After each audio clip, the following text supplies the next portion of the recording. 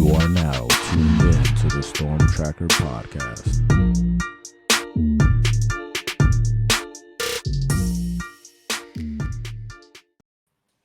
Welcome back, family, to the Storm Tracker podcast. I'm Marcus Benjamin, chilling with my guy Frank Tucker, representing the Crib, South Florida. We collectively represent CanesCounty.com, part of the Rivals.com network. Make sure you subscribe to the website for free. Use the promo code Miami30. And it's spring football is underway, Frank.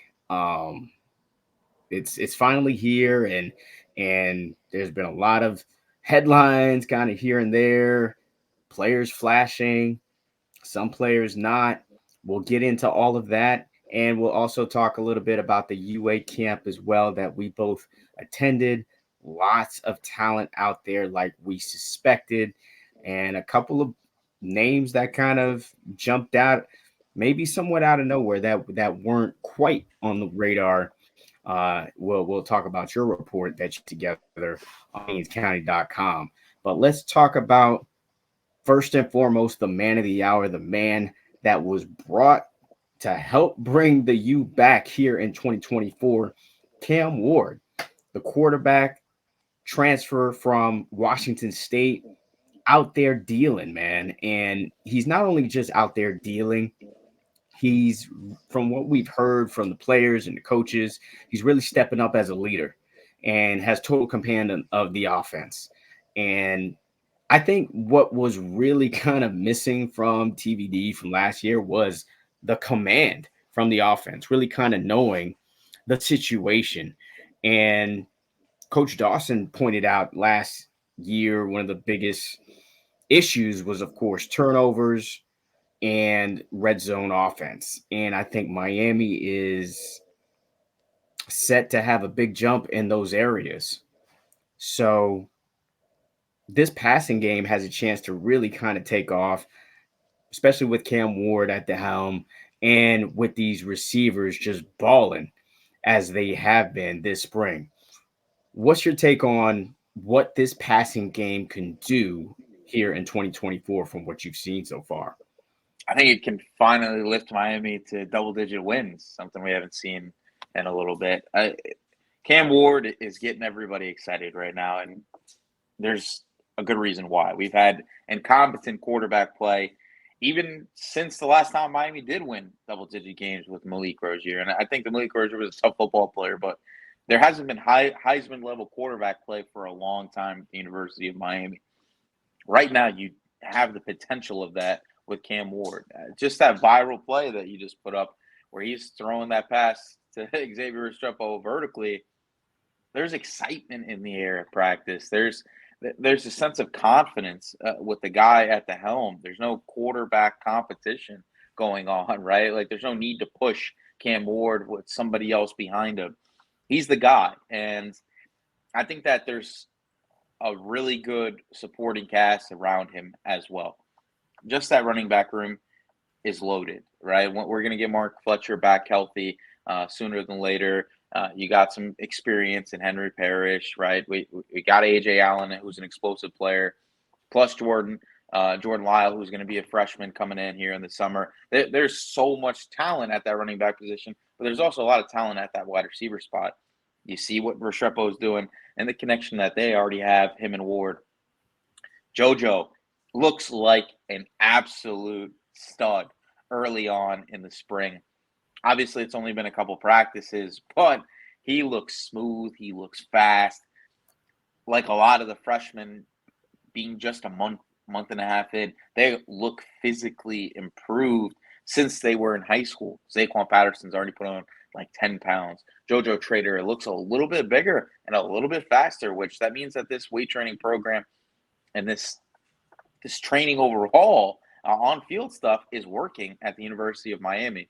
I'm really excited to see what happens with this group, but I think that it can be special. I think there's potential for, once again, 2 or more guys to push for that 800-yard mark. JoJo being a guy that could be a freshman All-American.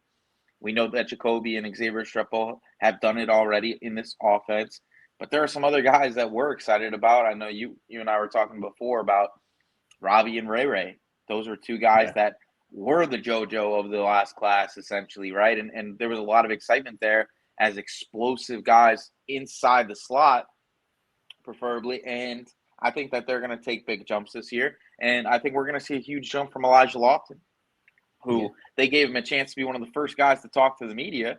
And we're starting to see some of his personality really shine through. And I think that if he's healthy, we're going to finally see this offense utilize the tight end position at the University of Miami. You mean Elijah Arroyo? I mean, Elijah Arroyo. I'm sorry, Elijah Arroyo. Yeah. Elijah Arroyo. Yeah, definitely. I'm really excited for Elijah Arroyo. I mean, this is a guy who, came out of high school as a really touted tight end and, suffered through injuries for back-to-back years now. And to me, he finally looks like the guy that we've been waiting for him to be when I saw him in practice this week. I mean, he just looks explosive. His route running really clean. We already know that he's a great blocker as well. He's really just an all-around great tight end. So really excited for him and Elijah Lofton as well. He looked pretty good, being that this is, his first time in a college football uniform. So I'm really excited to really kind of see what he can do as well at that tight end position. Shannon Dawson kind of jokingly said that, maybe you guys won't keep asking me how we're not using the tight ends anymore. So I think even he is excited about utilizing the tight end at a school that is supposed to be tight end you. But you're right on with these receivers, man. That catch that I showed, just kind of starting off with Xavier Restrepo, I saw it in person, and when I saw him, well, what you don't really kind of see on the video is that Powell is pretty much holding him the entire time. Like, up until he's about to catch the ball is when Powell kind of lets him go, and that's why the ref there kind of throws a flag. But the fact that he just kind of contorted his body and he caught that really with one hand, I mean, Xavier Restrepo has a chance to be an All-American this year based on what I've seen, based on just what we've seen from him last year, second year in the offense with, let's just say, arguably, since we haven't seen it yet, a better quarterback now. I think everything is really kind of pointing towards him being that type of guy on a national stage. And I think all these young guys that are starting to really come up is really going to push a Jacoby George. I think Jacoby George is really going to be pushed to his limits because these young guys are coming, bro. JoJo, like you said, making, he caught bomb after bomb on Wednesday. And, Robbie looked really, really fast out there, burning guys. Even Shamar Kirk out there was looking pretty good as well, getting open often. So yeah, I think this offense is really going to take off, and I think it's going to take off even more because of Cam Ward's running ability. The fact that he is a threat to run and the way he can kind of improvise outside of the pocket, I think it's going to open up that pass game even more where receivers can kind of break off routes and go deep and really cause havoc against a defense. So really excited to see what this offense can do, especially under year two with Shannon Dawson. Yeah, listen, there's a number of South Florida receivers in this group that are the top guys in this unit. You got to have a quarterback that kind of plays a South Florida brand of football at the quarterback position, in my opinion. I think that the arm angles, his ability to push the ball vertically, the confidence to be able to give his guys a chance, and the toughness to be able to run when maybe something's not there. The guy had, what do you have, 8 rushing touchdowns last year? Like, there's obviously something there that Miami didn't have before. Even if he's not Vince Young or Lamar Jackson running the ball, he's way more of a threat than what Miami had with Tyler Van Dyke. So I think that there's limitless potential with this offense. I think that the offensive line coming back is going to be huge as well. Obviously, you got to get Francis Mauigoa healthy. But overall, like Rivers comes back, he's extremely experienced. Carpenter, I think, was one of the biggest additions of the offseason. McCoy is supposed to take a step up, right? Samson Okunlola, the potential is wild with him as a former 5-star prospect. This is what the Miami offense is supposed to look like from a talent perspective, in my opinion. And I think that you finally got the quarterback that can take things to that next level. And the beautiful part about it is, even if the quarterback goes down, you got two guys that I think are competent enough to keep this offense afloat as well. Ross Poffenbarger, I think I'm saying it right? Poffenbarger. Poffenbarger, right? He's another tough football player, right? He's not Cam Ward. Let's not, make it seem like there wouldn't be a drop off, but I think that he's a guy that has made some plays, maybe hasn't played on the highest level, but played at a high level.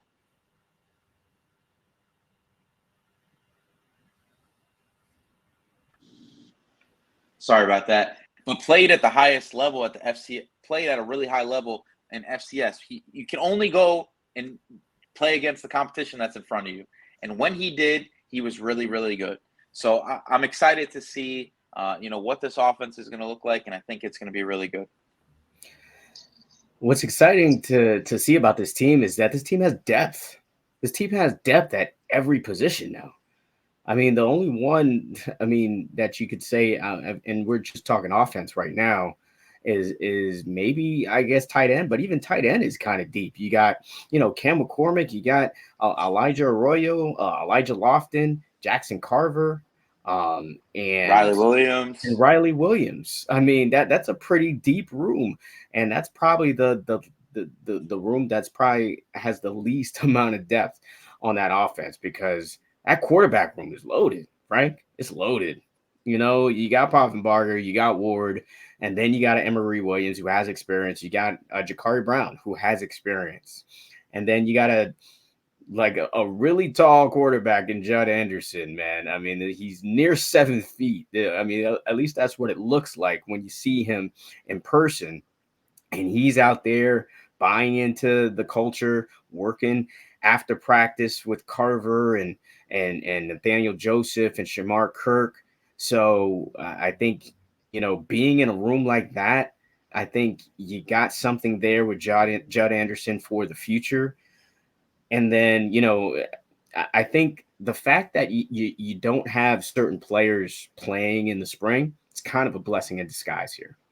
The fact that you don't have a Mark Fletcher or AJ Allen gives an opportunity for players like, Chris Johnson and Chris Wheatley Humphrey and Trevante Citizen to finally get the reps that they want in the spring to really kind of show what they can do. And then on the offensive line, it's the same thing with Francis Mauigoa not being able to go for this spring. You got players like, Markel Bell, that's playing with the second team. He just got here, but playing with the second team.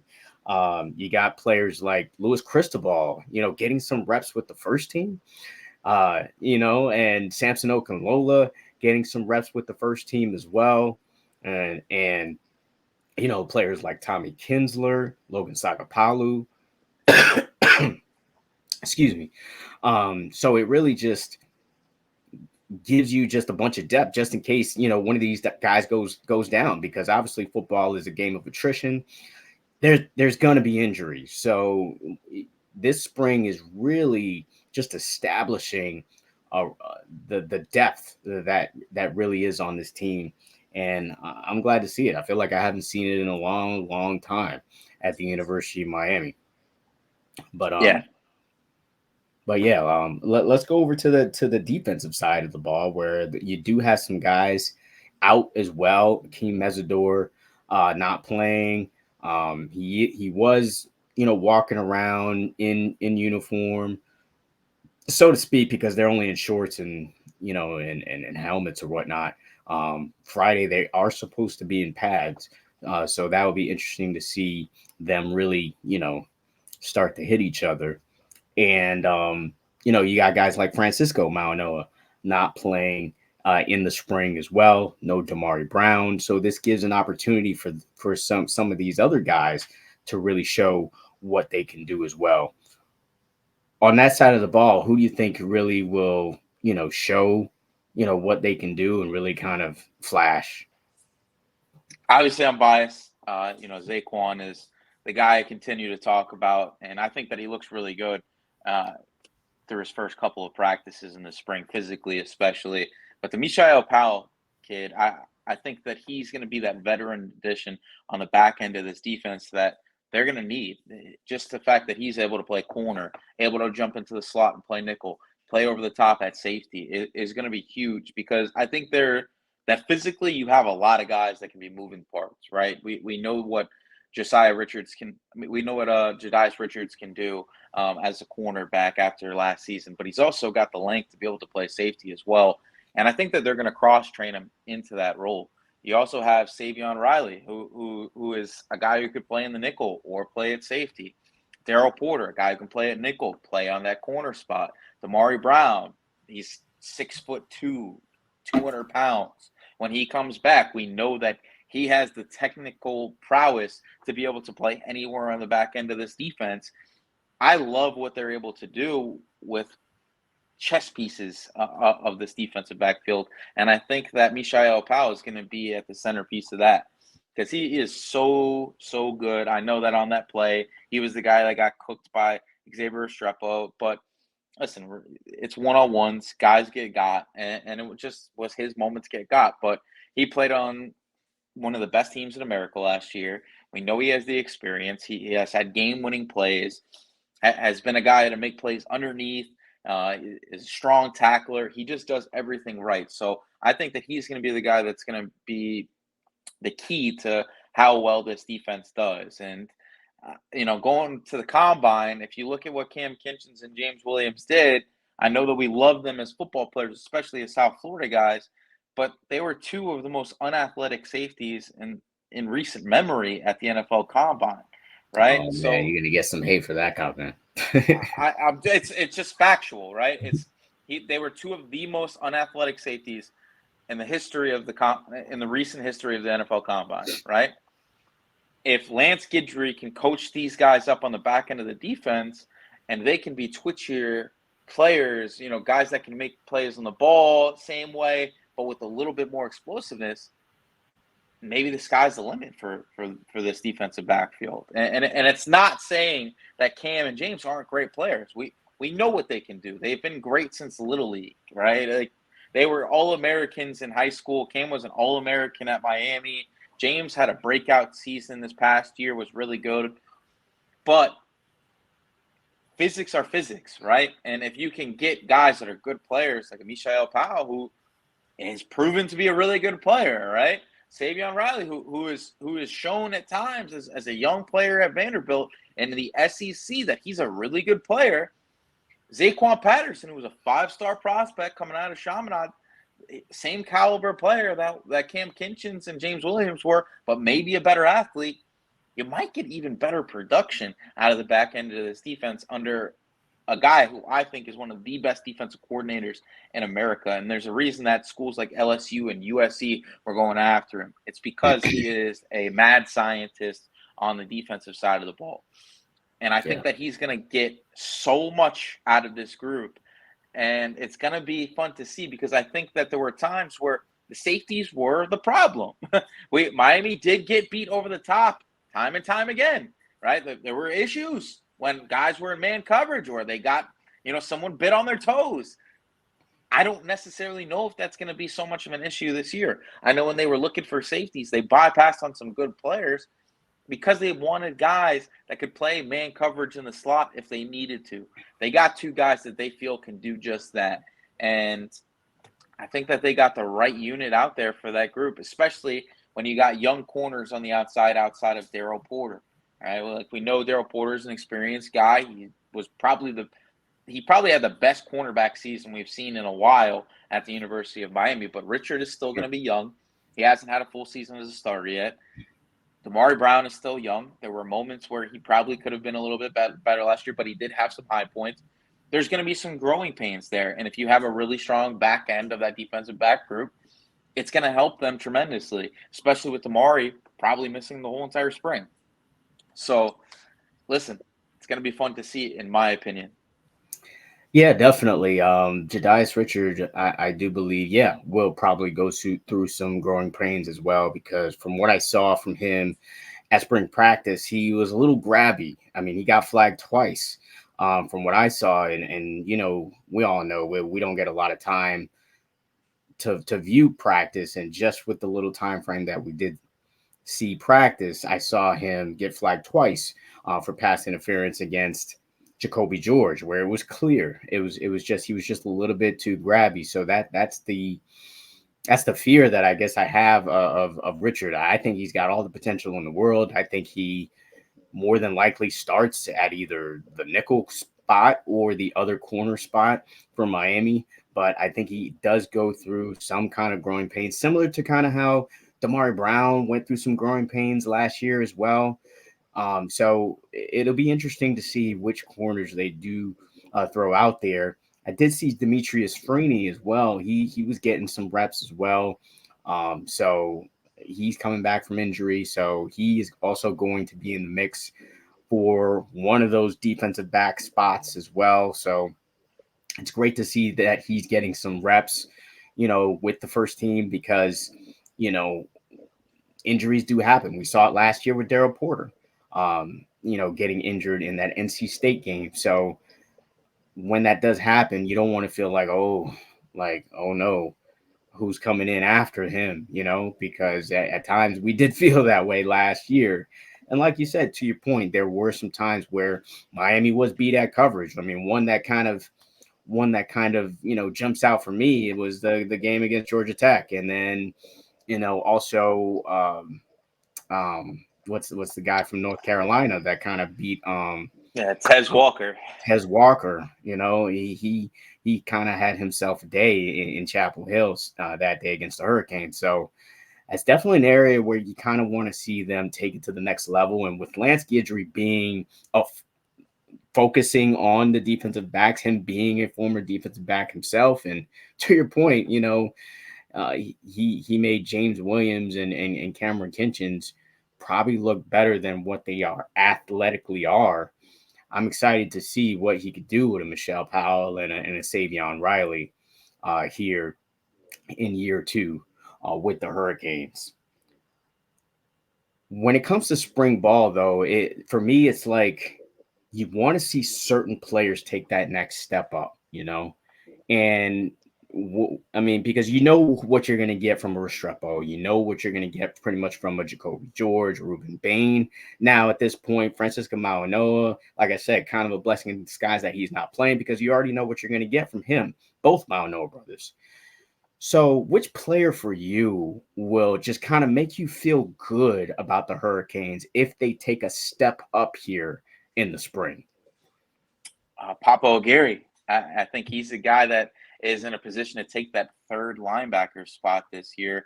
We saw how valuable it was last year, and I think that he has. Listen, if you ask anybody from South Florida about Papa O'Gary, they rave about this kid since he was like 8 years old. Like he was an all-American type running back as a young kid that used to just dominate the whole entire age group and came up all the way through as a four-star linebacker, a highly ranked kid that at one time was supposed to be going to Alabama, right? So Yeah. for me, I think that he's really talented. I think that he has the tools that the staff wants at the linebacker position. And listen, we both love Wesley, right? But again, sometimes when you get those South Florida players, you get those big plays, but you also get those brain farts. And I think that Wesley at times is one of those guys that sometimes we put on the edge, that Miami puts on the edge, right? So where you're using those athletic traits and you're using that ability to get to the ball, but you need a guy that can play as a true backer next to Kiko Mauanoa. And I think that Papo might be the guy to be able to do just that. And the beautiful thing is that he redshirted last season. He got 3 to 4 years more of a guy who has all ACC potential at the inside linebacker position for me. And I think that he's going to be a breakout player in the spring that's going to get a ton of reps. I think that listen, that's a really loaded linebacker group because they brought in so many guys in that 2023 class, and then you brought in 2 more in this one. Darius Hayes is a freak athlete. They call him Hitman for a reason. Yeah. I think that he's going to be a guy on special teams that's going to be a demon. And if there are injuries, wouldn't be surprised to see him on the field. But he's going to take some acclimation. Marcellus Pulliam, another guy that looked good last year when he got into the games, was a star in Georgia at the linebacker position. Physically fits the mold at 6'2", 6'3", 225, 230 pounds. But Papo, to me, is the most game-ready guy right now amongst that group. And I think when we get to the spring game, he's going to be a guy that is just flashing all over the place. He's going to be in every single tackle type player. And I think we're going to be talking about him as one of the winners when we talk about the guys that have come out of spring review-wise. Yeah, for me, just to stay with the linebacker position, Bobby Washington, man. Bobby Washington has all the athleticism in the world, man. He's just super fast, super athletic, has the talent to just be a really good linebacker for the University of Miami, but you really kind of haven't seen it too much. You've seen some flashes on special teams or whatnot, but you kind of want to see him take that next level. So if take that step to the next level, because if he does, then you're like, whoa, you're already seeing it from McGuire. You're already kind of seeing it from Pulliam. If you see it from Bobby Washington, along with a Wesley and a Francisco Maunoa, I mean, yeah, this linebacking core is going to be unreal for the next couple of years if you start to see some flashes from him. On the other side of the ball is Riley Williams. I kind of want to see him take that next step. You saw some flashes from him last year. He was the only tight end to score a touchdown for the Hurricanes last season.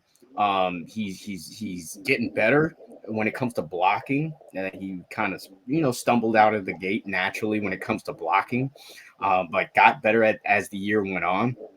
And then lastly, it's Trevante Citizen for me, Frank. I really want to see Trevante Citizen take that step to the next level because, he's out there practicing. Even Duke Johnson is out there, talking to him, trying to, coach him up a little bit. I think if he takes it to the next level, you already know what you're getting from Mark Fletcher and Henry Parrish, pretty much.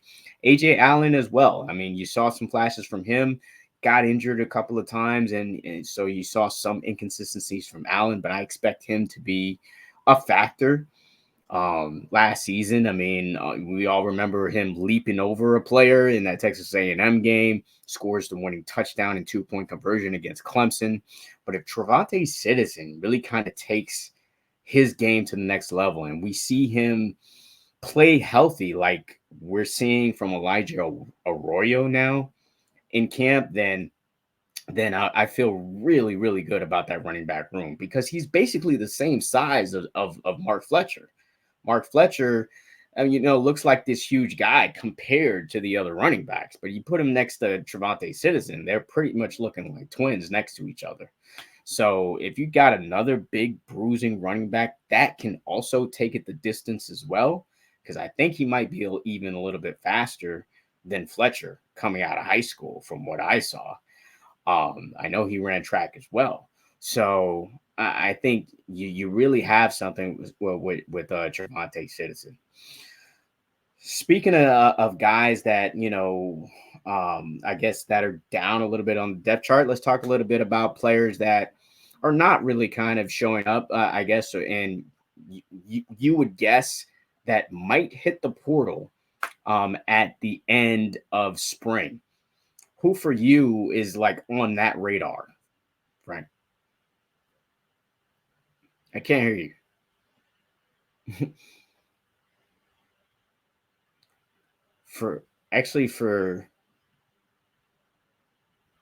for me on that radar, there's a couple of guys, but I want to let Frank chime in first here. Go ahead. Sorry about that. Hope you can hear me now. But Chase Smith is a guy that I think is going to be on his way out sooner than later at the University of Miami.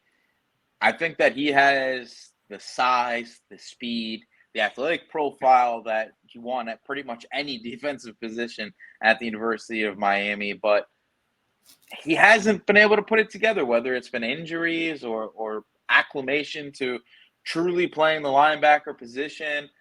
I just don't foresee him being a guy that is going to be able to leapfrog so many guys that are so talented at that linebacker spot, because it's not the same as when he first came to the University of Miami, right?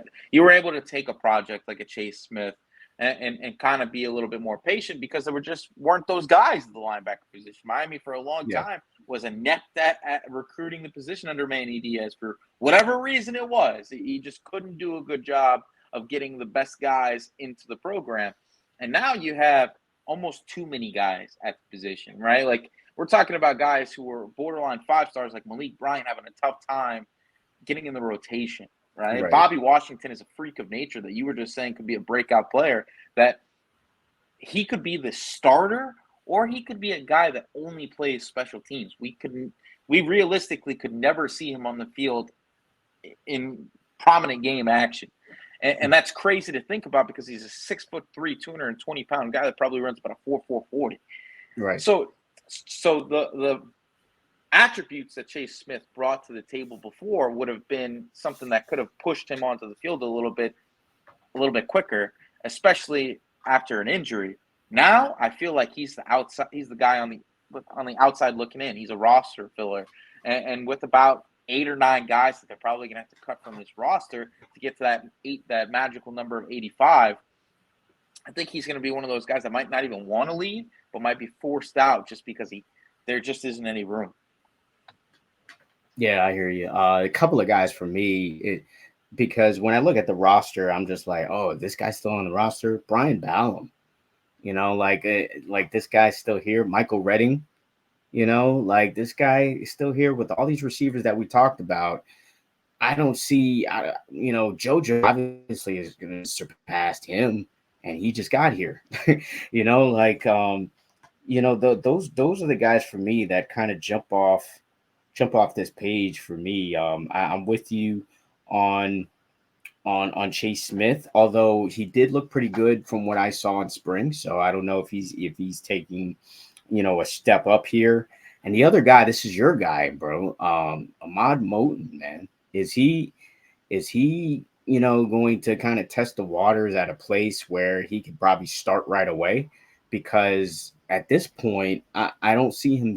Like, if we have a healthy Mesidor and we have a healthy Harrison Hunt, I don't see him starting past those guys. And then you got other guys that will be in the rotation with him, like a Joshua Horton, maybe a Justin Scott will be in the rotation with him. Who knows? I think that could be a player that may just kind of test the waters and be like, hey, I could start, somewhere else. Let me see, kind of where I could go. And the other player for me is Robert Stafford. Robert Stafford is another player for me, I think, kind of falling far down the depth chart here, especially when you bring in like players like Savion Riley, Damari Brown when he comes back, Jadias Richard, and Demetrius Freeney. Is getting reps over him as well. So, Zaquan Patterson just got in to the program and, already seeing the field seems like a little bit more than Robert Stafford. So those guys for me, I think, may test the waters in what's now college football free agency.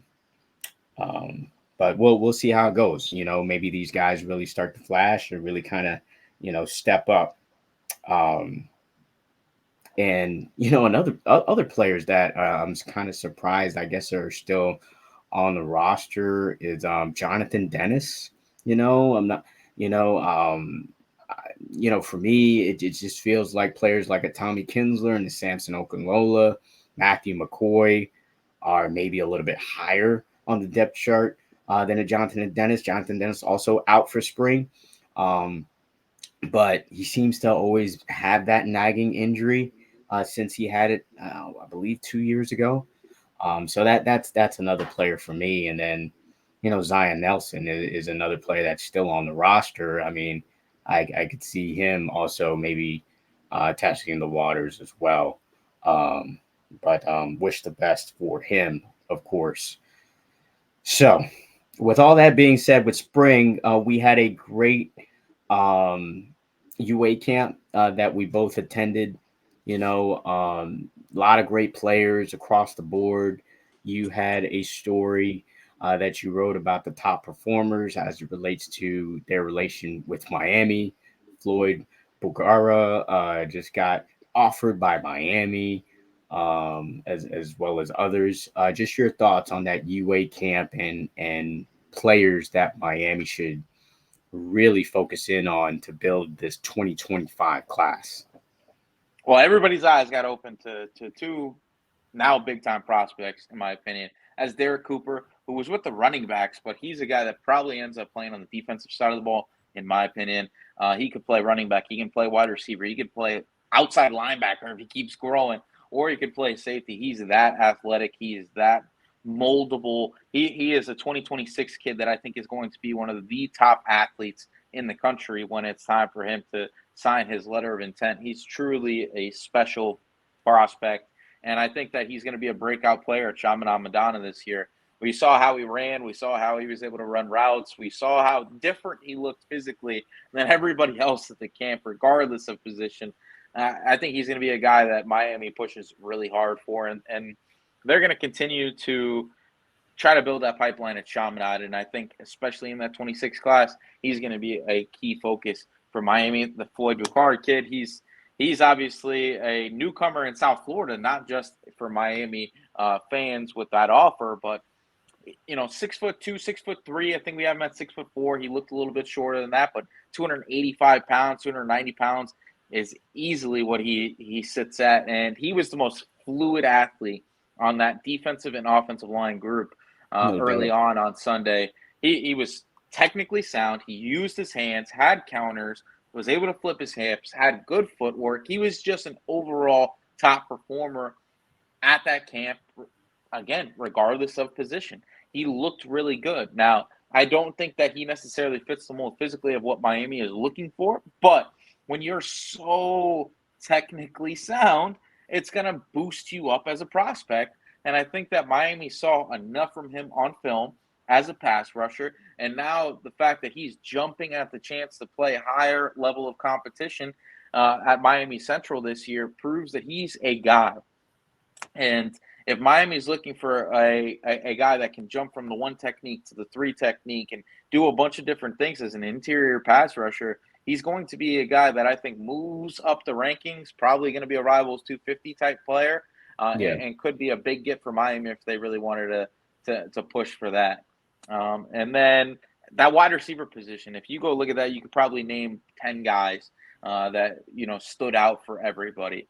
But for me, it was the trio of 2025 prospects that were probably head and shoulders the best there. And that was Javen Boggs, who's an Ohio State commit as of now, Cortez Mills, and Nashawn Montgomery. Cortez Mills was a vertical monster, as he usually is at Homestead. I think that he's probably around 6'1", 6'2" right now, and he fits the mold of what Miami's looking for on the outside as a guy that can just go get it. They got a ton of speed on their offense right now, a lot of young speed, and I think that he could be a guy that gives you a mix of route running prowess and head top ability that would be a really good addition at the University of Miami. Pause. And then Nashawn Montgomery. I say it every time, the kid is just smooth. At 6'2", 170, 175 pounds, he fits the mold of a guy like a Justin Jefferson. And I'm not comparing him to the best wide receiver in the NFL right now, but physically that's what he looks like. And that's kind of how he runs. Natural hands. There were some questions a couple of years ago when he first came to South Florida about drops and things of that nature. He has become an absolute perfect target because he doesn't drop anything, is able to make one-handed grabs, has an elite catch radius. The route running is there. Him and Cortez Mills, both who play for Raw Miami and 7-on-7, would be guys that I think Miami needs to push the hardest for. I think you're probably going to miss out on guys like Vernell Brown and Jamie French. And Dallas Wilson's going to be a tough get from a school like Oregon that he says was his dream school and the reason that he committed right away once he got that offer. I think that you could fill those two outside spots because there is a need for the need at the position outside of Wade and Charles in 2020 and 2025. That would be home run gifts, and they proved it at this camp once again. And on the defensive side of the ball, the linebackers are always going to be a little bit tougher to look at, but I think that Ezekiel Marcelin had a really good day. I think Adam Balgun Ali is a guy that in 2026 is going to be in the conversation for top 5 player at that spot. He is 6'2", 205 pounds at least, basketball background. He is a plus athlete at the position and had a demeanor of a much older kid. Like when you got a chance to talk to him, he was extremely professional. He was physically built out. He is the prototype at the linebacker position. And I know Miami missed out on Amari Williams. He was the guy that Miami liked in 2025 rather than him being a 2024 guy, especially at the edge spot. If they wanted to get back into Benjamin, this is the guy to go get at that school. And I think that, Miami's done a good job in West Palm Beach, and he's going to be one of those next prospects that they prioritize. So he's a name to probably monitor, especially with him being early on in his process. There's a chance for anybody to pretty much jump in here. And then at defensive back, for me, it was Chris Ewald and Ben Hanks. Chris Ewald and Ben Hanks, they're both about 6'1", 6'2", 170, 175 pounds, and they are just super balanced cornerbacks that don't have elite speed and aren't huge players, but they just do everything right. And they're very rarely caught, in a bad spot. They very rarely are out of coverage. If a guy makes a play on them, it's usually because they made a play on that kid. They're advanced coverage-wise for being, guys that are rising seniors. And they made play after play, PBUs. I think Ben Hanks even had an interception on Sunday. You're not going to win every rep, especially in off-coverage man and one-on-one settings, but they were close to doing pretty much just that. And I think that, it's surprising to me that Ben Hanks is still as wide open as he is at this point in his process because he is a major Florida legacy. His dad's in the Hall of Fame at that school. And it doesn't even seem like Florida's the main school for him. And he is taking multiple visits to the University of Miami and including an official. So I like how Miami's progressing with him there. And then Chris Ewald, listen, I know it's out there everywhere, that everybody's predicting him to the University of Miami. I think it's a little bit too early to predict it right now, but I think that if Miami continues to do what they're doing, and I think that Guidry and Chavis Jackson continue to build that relationship, which is still early on. It's still early in its process because Chavis Jackson just got hired. And if that keeps building, I think that he could definitely be a guy that ends up at the University of Miami, especially with the relationship he has with Zaquan Patterson. And safety, not a lot of guys do a great job in this camp. It's very similar to the linebacker spot because they're more like they're guys that have a more well-rounded game, right? Like Amari Wallace is a guy that when we see him tackle, he's going through people, despite him not being a big safety. But he looked good. I think physically he checked the box, right? You see his traps. He's built out now. His shoulders are getting much, much larger. He's looking like a safety now and not so much a nickel guy. I love how he's progressing as a player. And I think that his recruitment is starting to funnel to Miami, right? We saw double-digit kids from Miami Central come to University of Miami on Wednesday. There's a reason for that. The relationship between UM and Miami Central is a real thing. The pipeline is real. We've grabbed probably the 2 best prospects out of that school over the last 3 years.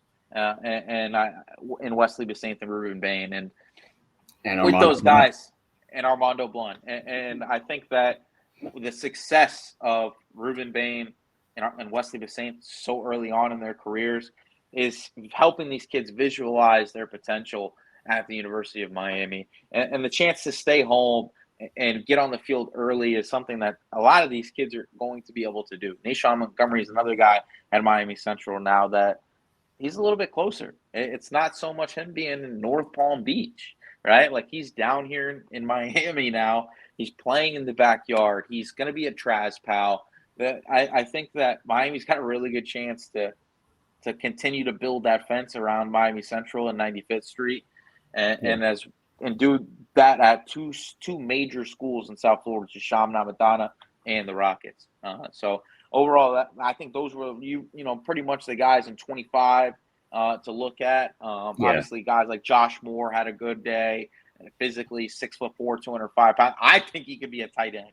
That's how big the kid is. And then if you look at the young quarterbacks, Diabell, Zach Katz, those are two guys with Miami offers that love what they're seeing from Miami right now. But I think that there's a little bit more of a distant conversation in regards to ending up with a commitment. So I would kind of narrow things down to that group. And please watch for Derek Cooper fans. He is going to be a guy in South Florida, and not just South Florida, but the country, because he's going to be one of the best players in the 26 class. Yeah, I totally agree with you about Derek Cooper. I actually wrote a story on him on CanesCounty.com, as well as a story on CJ Ewald that is also on CanesCounty.com with the latest of how they feel about Miami. Derek Cooper, Miami's his dream school, and he grew up loving Frank Gore. So I think Miami is already in a really great place there. But as far as the defensive backs are concerned, I do want to agree with you on Ben Hanks. Ben Hanks had the one PBU on arguably, I think, the best receiver of the day, which was, to me, Winston Watkins. And he was the only person to really get a PBU on him. So Ben Hanks, it is a little bit surprising that he's not further along, I guess, in his process. And I don't think he, even though people think it's Florida, I don't think he goes there, man. I think Miami has the upper hand on the Gators, at least, and he may even end up somewhere else. But I think Miami has the inside track, so to speak, on all of these, the three that I have on the screen here with Chris Ewald, Ben Hanks, and Amari Wallace. Definitely was an outstanding group overall. Ezekiel Marcelin also made it to Miami yesterday as well. So though that pipeline continues to flow from 95th Street to Coral Gables, and of course more information from CanesCounty.com. Make sure you subscribe to the website. Use the promo code Miami30. That's going to wrap it up for the Storm Tracker podcast on this edition. Make sure you subscribe to this YouTube channel as well, live from Canes County, and also subscribe to this podcast on all platforms. Until the next episode.